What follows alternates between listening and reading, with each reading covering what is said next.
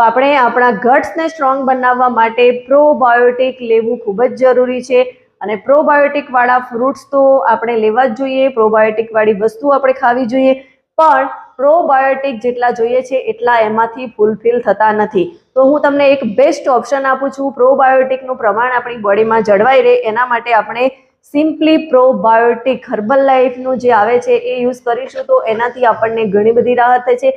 કેમ કે આ સિમ્પલી પ્રોબાયોટિકમાંથી આપણને 2 બિલિયન લાઈવ બેક્ટેરિયા કે જે આપણી બોડી માટે બહુ જ હેલ્ધી છે, ગુડ બેક્ટેરિયા આપણને મળશે. કેમ કે આપણી બોડીની અંદર ગુડ બેક્ટેરિયા અને બેડ બેક્ટેરિયા બંને હોય છે.